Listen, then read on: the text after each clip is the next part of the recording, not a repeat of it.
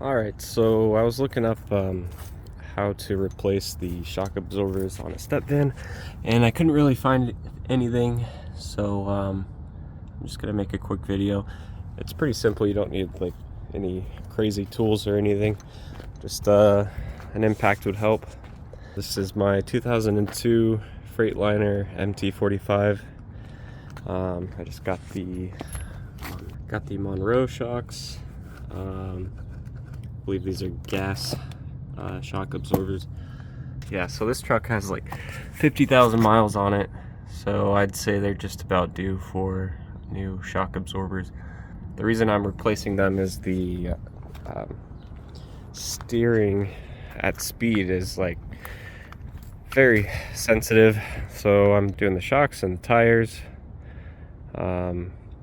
maybe the leafs, but I think they should be fine.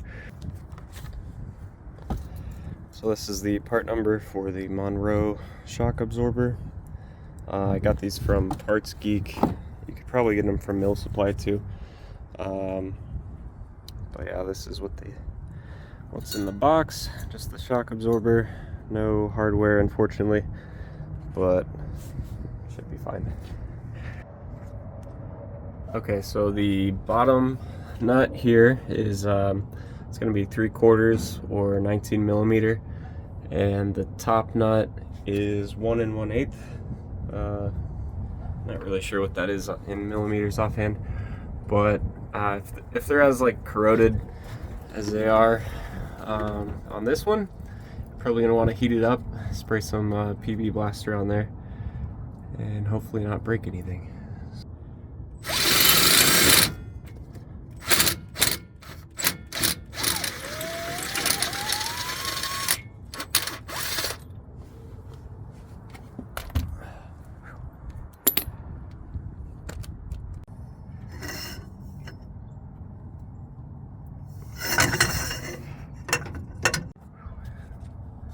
Alright, finally got this top nut loose.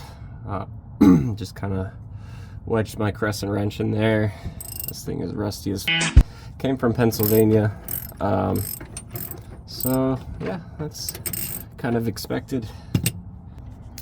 So yeah, once you got the bolts out, nothing crazy, you know, you just pull out the shock. There we go. This one.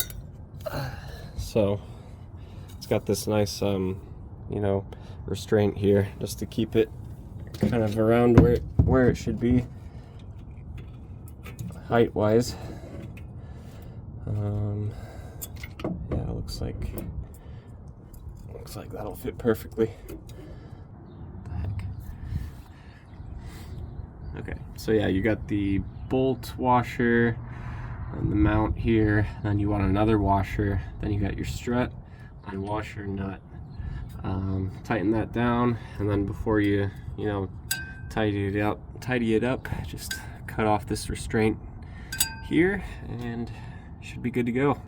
All right, these are officially the least rusty thing underneath here. Got both of them on.